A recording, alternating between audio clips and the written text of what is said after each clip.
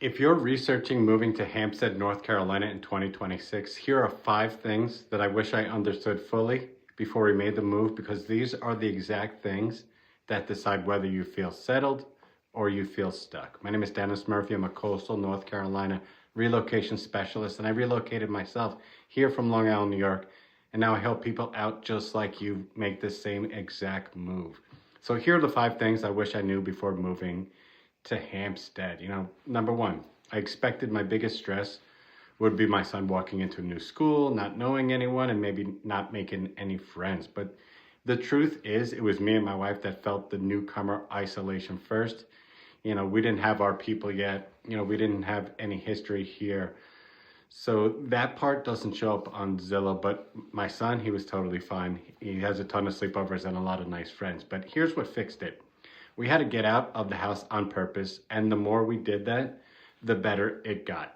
So because in Hampstead and the Wilmington area, a lot of the people you meet are not locals. They're transplants too. So they're building a new life just like you. If you show up, you'll find your people. It's kind of like that Field of Dreams movie. What I wish I knew, you don't just move your address, you got to rebuild your whole social life. Plan for it like it matters, because it does. Most people who don't go out end up feeling isolated and actually probably leave. Number 2, I thought beach access meant I'd be at the beach all the time. So for me, beach access is where, my stress shuts off. And yes, Hampstead is super close to the beach, maybe like 9 minutes from where I live. But I didn't fully understand that being near the beach and living the beach lifestyle are not the same thing when you're working, doing school drop off and managing weekdays. So I work on the island, so I get to see the beach, constantly. And as a person, I'm jealous of the people who walk the beach every day, because seeing it is not the same as living it. And what I wish I knew, Hampstead is a great mainland hub, but if your dream is to walk the beach daily, you need to build your plan in stages, and that's exactly what I'm doing. So once my son graduates from Topsail High School, I'll definitely be moving onto the island so I could do the walk every day.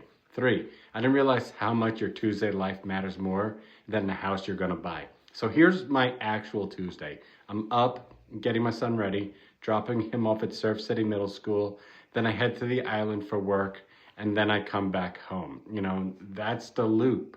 That's the real test, so if you're relocating to Hampstead or somewhere around there, the question isn't, is the house nice? It's, will your daily loop feel easy? And will it feel like everything takes longer than it should?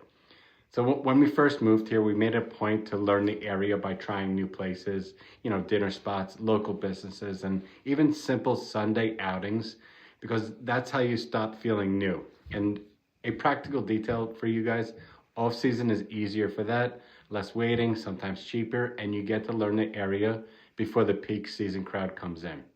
What I wish I knew, the best neighborhood isn't a label, it's the one that makes your weekly life smoother. Number 4, I knew North Carolina taxes were lower, but I didn't expect the difference to be that big. So if you're moving from a high tax state, you're probably searching, things like property taxes in Hampstead, North Carolina, or Pender County property taxes.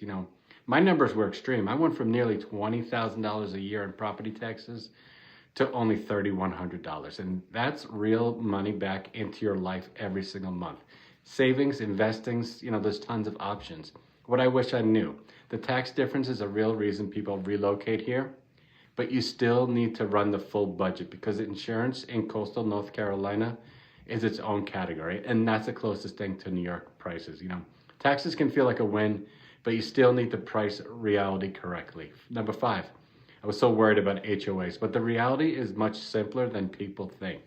A lot of buyers moving to Hampstead worry about HOAs. We did too, because we'd like to have fun and, we have a lot of toys.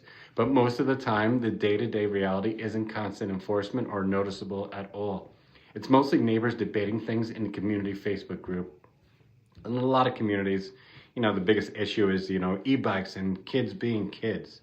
So, and here's the trade-off that actually is factual. HOAs can help keep a community looking clean and consistent. And in some non-HOA areas, you could run into the 3 rusty cards in the front yard situation. What I wish I knew, it's not HOA versus no HOA.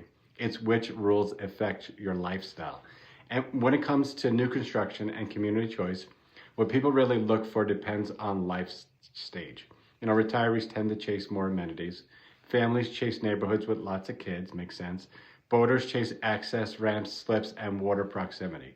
So that's the no hype Hampstead reality check, the social reset, the beach lifestyle difference, the Tuesday loop, the tax reality, and the HOA and community trade-offs.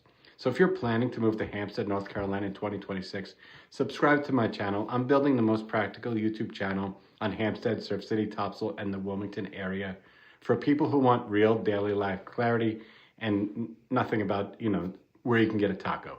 And if you're 30 to 90 days out and you want help choosing the right area before you start touring homes, let's book a relocation call. All my information is in the video description below. Check out my website, movewithdenis.com. Denis is with one N. Lots of blogs we put up daily. So we have a lot of the answers to your questions you have right now. Feel free to call me anytime. I made the same move as you, and I look forward to helping you out. Have a great day, and thanks for watching.